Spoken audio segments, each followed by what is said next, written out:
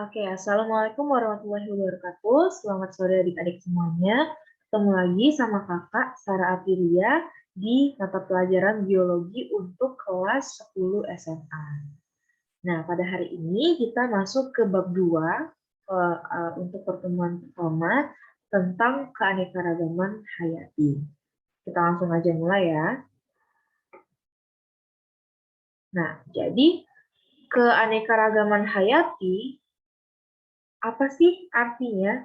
Jadi keanekaragaman hayati itu dia diambil dari dua kata, keanekaragaman dan juga hayati. Keanekaragaman apa artinya? Keanekaragaman artinya ada keragaman alias variasi.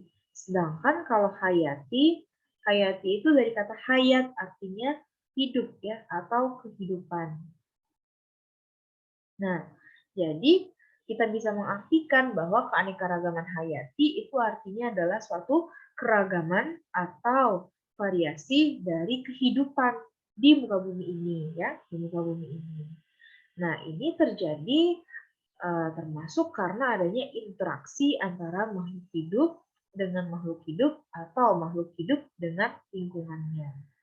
Nah, keanekaragaman hayati ini dibagi menjadi 3 tingkatan. Yang pertama itu adalah tingkat gen, yang kedua itu tingkat jenis atau spesies, ya, dan yang ketiga itu tingkat ekosistem. Nah, kita bahas yang pertama dulu. Untuk yang pertama itu yang tingkat gen, maksudnya gimana? Jadi, kita tahu bahwa gen, ya tingkatannya itu kayak gini, organisme,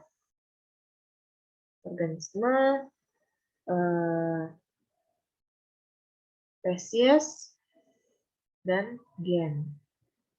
Nah, jadi kalau misalnya dia ada suatu keanekaragaman atau variasi di tingkat gen, berarti dia masih di satu spesies yang sama. Contohnya, jadi kalau secara harfiah kita bisa mengartikan bahwa keanekaragaman tingkat gen itu artinya adanya keragaman susunan gen pada suatu spesies yang sama. Ya, contohnya misal manusia.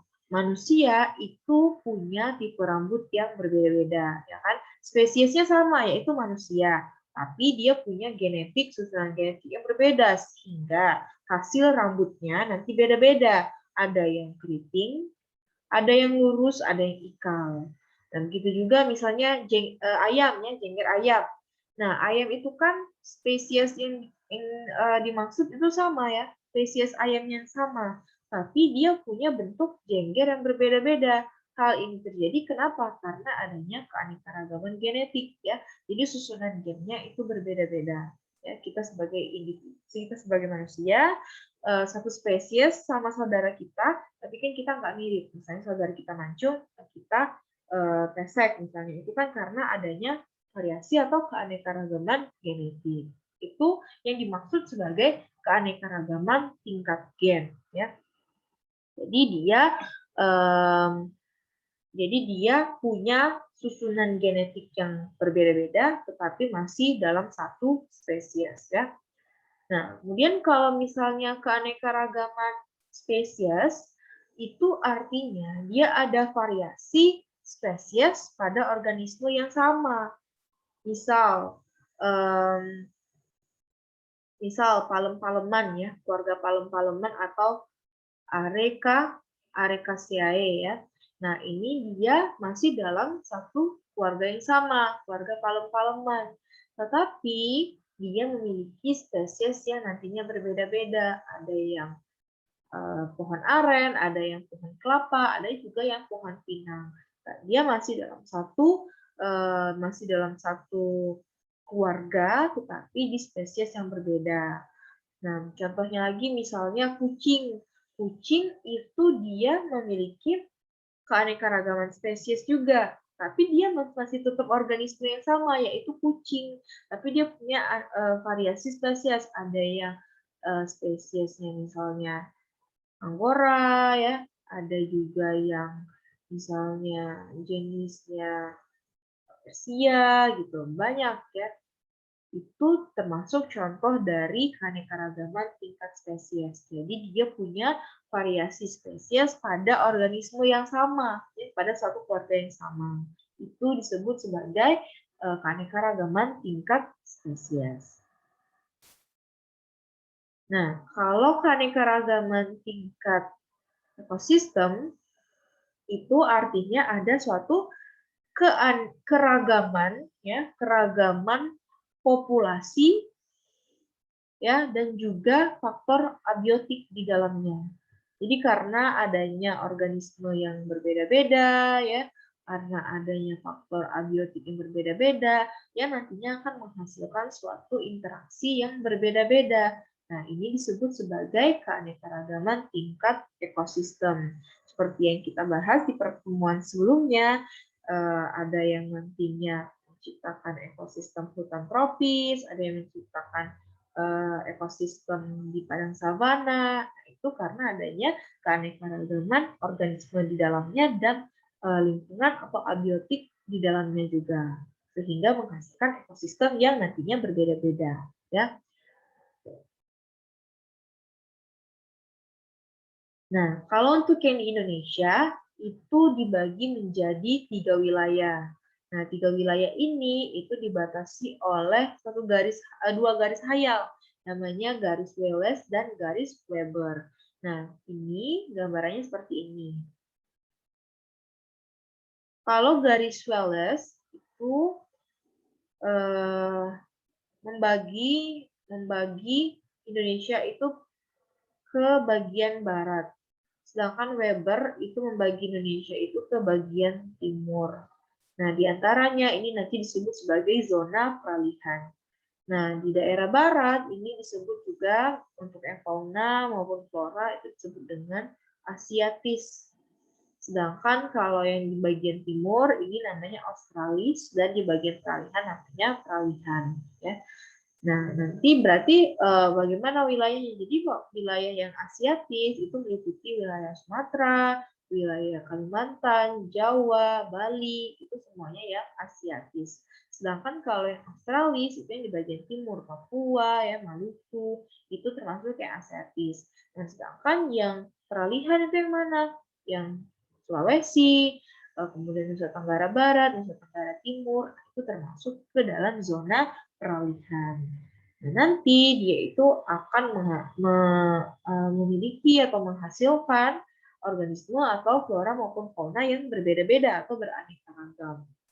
Nah, untuk yang di wilayah Asiatis, ya, di fauna Asiatis itu ciri khas hewan-hewannya merupakan hewan-hewan mamalia yang memiliki ukuran tubuh yang besar. Contohnya ya primata seperti orang utan, orang bekantan, owa Jawa, harimau, kumbang, gajah, barak Jawa, itu semuanya adalah khas di daerah Asiatis. Jadi hewan-hewan menyusui memiliki ukuran tubuh yang besar. Tapi dia juga ada contohnya ikan maupun burung yang spesifik atau khas di daerah Asiatis ini, contohnya burung jalak Bali. Ya, itu merupakan distribusi fauna yang ada di zona atau di zona Asiatis.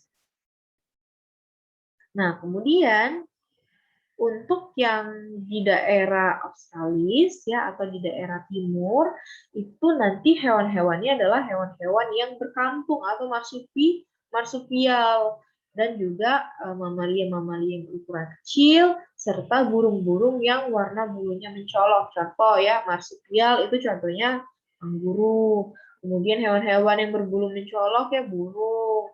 Kemudian mamalia-mamalia kecil ya tikus ya. Kemudian ada juga anoa. Nah, itu termasuk ke dalam yang Australis. Lalu untuk yang zona peralihan berarti sisanya. Sisanya berarti hewan-hewan yang mirip ke area Asiatis, mirip ke area Australis. Jadi dia ada babi rusa, ya, ada anoa, ada tarsius, ada burung maleo. Ya, jadi tarsius sama burung maleo cenderung ke arah timur, sedangkan babi rusa ini termasuk ke yang mirip ke area yang Asiatis atau daerah barat. Ya, jadi dia peralihan, jadi mirip antara keduanya, baik Asiatis maupun Australis, sehingga nanti dia memiliki fauna di zona yang di zona yang abu-abu gitu. Jadi dia mirip ke Asiatis dan juga ke Australis sehingga menciptakan fauna yang khas tersendiri di wilayah itu, ya. Nah, untuk persebaran flora, ya, tadi kan kita fauna, nah ini kita belajar tentang yang floranya. Jadi kurang lebih sama untuk yang flora itu dibagi menjadi 3 wilayah juga. Wilayah Asiatis, wilayah Australis, dan wilayah peralihan. Nah, untuk yang wilayah Asiatis itu disebut juga dengan flora dataran Sunda, ya, meliputi daerah yang tadi Jawa, Sumatera, Kalimantan, Bali, itu termasuk ke flora dataran Sunda. Nah, tumbuhan-tumbuhan khas di wilayah ini itu yang mana? Itu adalah pohon-pohon meranti, ya, itu merupakan flora khas di wilayah yang Asiatis atau dataran Sunda. Nah, ada flora endemiknya di daerah Sumatera, tepatnya di daerah Bengkulu, itu namanya adalah Rafflesia arnoldi atau bunga bangkai. Ya. Ini gambarnya ya. Oke. Nah, selanjutnya untuk yang daerah Australis atau daerah timur itu disebut dengan flora dataran Sahul, ya, meliputi Papua dan pulau-pulau kecil sekitarnya. Nah, flora di sini itu khasnya itu adalah konifer. Konifer ini artinya pinus, ya, pinus dan juga jambu-jambuan. Nah, ini pohon pinus. Ini adalah flora khas di daerah dataran Sahul atau daerah Australis, ya. Nah, kemudian selanjutnya untuk yang daerah peralihan atau disebut juga dengan daerah Wales, ya, itu meliputi wilayah Sulawesi, Maluku, Nusa Tenggara Timur maupun Barat.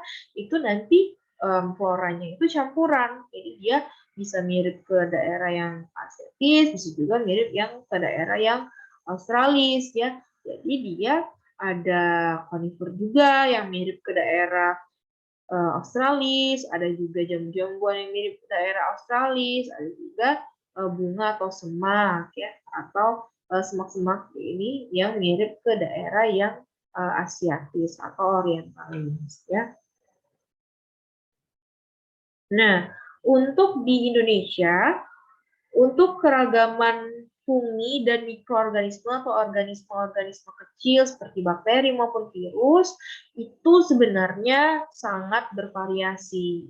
Karena apa? Karena wilayah kita itu sebagai wilayah tropis, ya. Jadi kita wilayahnya itu lembab dan juga hangat. Nah, ini adalah suatu ekosistem yang sangat baik untuk pertumbuhan jamur maupun organisme seperti bakteri maupun virus, ya. Jadi maka dari itu Indonesia memiliki sangat banyak variasi jamur maupun mikroorganisme. Oke, selanjutnya itu adalah quizzes. Kalian bisa isi kuisnya di link yang nanti kakak kasih. Ya, silakan dikerjakan. Nanti ada waktu batasannya. Nanti silakan dilihat jawabannya benar atau salah. Jika masih ada yang bingung, silakan ditanyakan kepada kakak melalui WA. Nanti kakak jawabnya langsung ke grup, ya. Bisa juga nanti untuk yang esainya nanti kakak akan kasih pembahasan berbarengan dengan materi yang kakak jelaskan pada hari ini. Oke, sekian yang dapat kakak sampaikan pada kesempatan kali ini. Mohon maaf apabila memang harus melalui video pembelajaran, ya. Semoga tidak mengurangi maknanya.